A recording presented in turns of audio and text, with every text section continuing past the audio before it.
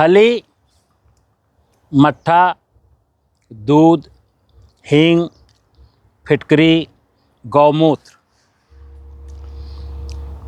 फसलों में प्राकृतिक खेती के अंतर्गत आज बहुत सारे लोग किसानों को भ्रमित करते हैं। हम किसी प्रकार उनको अच्छी बात सिखाने की कोशिश करते हैं, लेकिन किसान बेचारा क्या करे, सोशल मीडिया में बहुत सारे लोगों की बात सुनता है। जो किसान फर्टिलाइज़र पेस्टिसाइड से ऊब चुका, लागत बहुत बढ़ चुकी, फसलों की समस्याएं इंसेक्टिसाइड डाल करके ठीक नहीं हुई, तो फिर वो सोशल मीडिया में तलाशता क्या करूं। तो उसको एक वीडियो मिल जाती है कि अगर हम ज़मीन में खली डालें, 1 एकड़ ज़मीन में 1 कुंटल खली डालें तो पैदावार बढ़ जाती है। ये नेचुरल फार्मिंग नहीं है, क्योंकि खली दुधारू पशुओं का भोजन है। दुधारू पशु खली खाएगा तो दूध में फैट बढ़ेगा, और फिर जब वो गोबर कर देगा तो गोबर खेत का भोजन है। इसलिए मित्र, खली कभी खेत में नहीं डालनी चाहिए, स्पष्ट जान लीजिएगा। खली पशुओं का भोजन है। कुछ लोग कहते हैं कि फिटकरी का स्प्रे करने से फसल अच्छी हो जाती है। बिल्कुल झूठ है। जब हम फिटकरी को घोल करके फसलों में स्प्रे करते हैं तो अब पानी का स्प्रे मार दिए तो भी कुछ ना कुछ इफेक्ट दिखाई देता है। कुछ लोग मट्ठे का स्प्रे करवाते हैं, कुछ लोग गाय के पेशाब का स्प्रे करवाते हैं, कुछ लोग हींग का स्प्रे करवाते हैं, कुछ लोग कहते हैं मिट्टी को खोद लीजिए, पानी में घोल दीजिए, फिर उसको छान लीजिए और छने हुए पानी का स्प्रे करिए, मिट्टी के पानी का स्प्रे।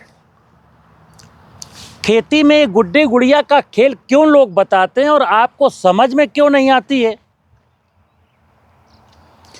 जंगलों में क्या कोई खली डालता है कि यूरिन का स्प्रे करता है कि मट्ठा का स्प्रे करता है कि दूध का स्प्रे करता है? 4 दिन पहले सोशल मीडिया में देख रहा तो एक सज्जन दूध का स्प्रे बता रहे थे। गजब हाल है भाई। आदमी को तो खाने के लिए सिंथेटिक दूध मिल रहा है और फसलों में दूध तुम कहाँ से स्प्रे कर दोगे? किसान भाइयों, मैं आपको फिर बता दूं, सोशल मीडिया में ढेर सारे लोग इस बात के लिए आमदा हैं कि किसान को नेचुरल फार्मिंग में इतना कंफ्यूज कर दो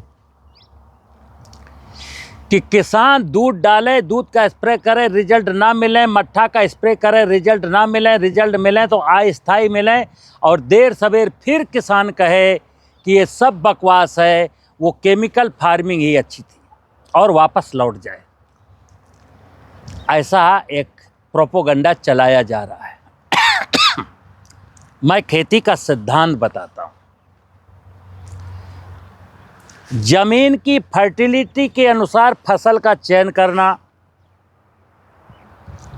पानी कितना है हमारे पास सिंचाई का, इस बात का ध्यान रख कर के फसल उगाना, जो फसल उगा रहे हैं उसकी मंडी में डिमांड कितनी है इस बात का भी ध्यान रखना, जो फसल उगा रहे हैं उसके लिए वो क्लाइमेट सूट करता है कि नहीं करता इस बात का भी ध्यान रखना, जो फसल उगा रहे हैं उसके लिए बायोडाइवर्सिटी अच्छी है कि नहीं इस बात का भी ख्याल रखना।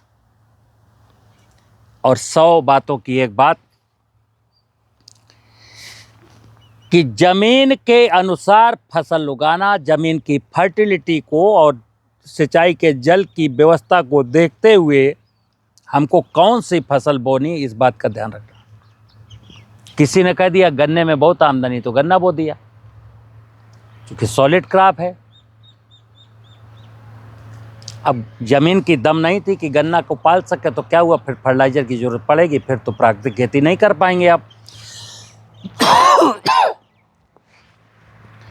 ज़मीन जिस फसल को पाल सकती है वो फसल उगाना, अन्यथा अगर मुझे गन्ना ही उगाना है, हमने तय कर लिया गन्ना उगाना, तो ठीक है, जिस 1 हेक्टेयर में गन्ना बो रहे उसमें ह्यूमस की मात्रा 1% कर दो।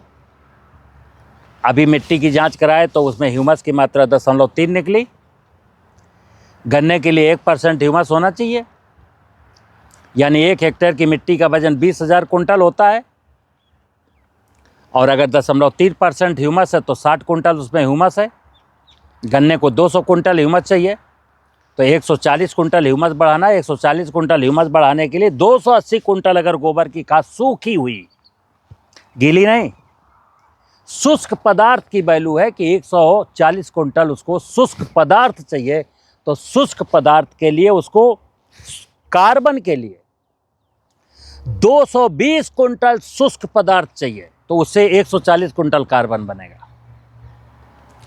ये आप कर सकते हो, करिए, लेकिन देश का हर किसान इतना गोबर नहीं डाल पाएगा, ना इतना गोबर बाजार में मिलेगा, तो क्या करें। तो मैं अक्सर कहता हूँ फसलों के अवशेष वहीं पलटने शुरू करो, खरपतवारों को बीडीसाइड डाल करके ना मारिए।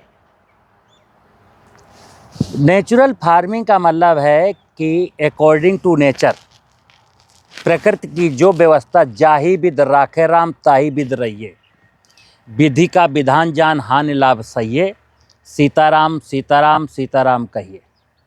मैं तो ध्यान रखिएगा कि हम खेती करते समय ध्यान रखें, खेती भगवान का पूजा है। खेती में प्रकृति की किसी भी व्यवस्था का नुकसान नहीं होना चाहिए, ना ज़मीन बंजर होनी चाहिए, ना ज़मीन के नीचे का पानी लुटना चाहिए, ना कोई जीव जंतु मरना चाहिए, ना कोई खरपतवार मरना चाहिए। खरपतवारों को मैनेज करिए, आप उखाड़िए, निराई गुड़ाई करिए, वहीं डालिए, पशुओं को खिलाइए। वीडीसाइड डाल करके खरपतवारों को मारना अधर्म है। किसी कीड़े को इंसेक्टिसाइड डाल के मारना अधर्म है। बीमारी लग जाए उसके लिए फंजीसाइड डालना अधर्म है। हमने बहुत बड़ी क्रॉप बो दी, ज़मीन की ताकत नहीं, फिर उसमें यूरिया डीएपी डालना अधर्म है। अधर्म इसलिए मित्र कि केमिकल फर्टिलाइजर डाल करके, पेस्टिसाइड डाल करके, भूगर्भ जल वाटर का दोहन करके आप प्रकृति को डैमेज कर रहे हैं, आने वाली पीढ़ियों के भविष्य पर आग लगा रहे हैं। बीमारियां बढ़ रही हैं, किसान कर्ज में डूबा है, प्रकृति बर्बाद हो रही है। तो ये हींग, फिटकरी, मट्ठा, मूत्र, गोबर, इनसे थोड़ा दूरी बनाइए। मल मूत्र अच्छा है, खेत में डालिए। मूत्र का स्प्रे करना, फिर लोगों ने पेशाब बेचना शुरू कर दिया। प्रकृति में हम एक ही चीज़ कहते हैं, खेती का मतलब है हमें बाज़ार में ना जाना पड़े।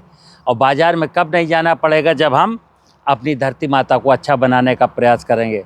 मेरे साथ बने रहिए, देखते रहिए, बातें अच्छी लगें तो थोड़ा सा ऊपर बढ़ाते रहिए। नमस्कार।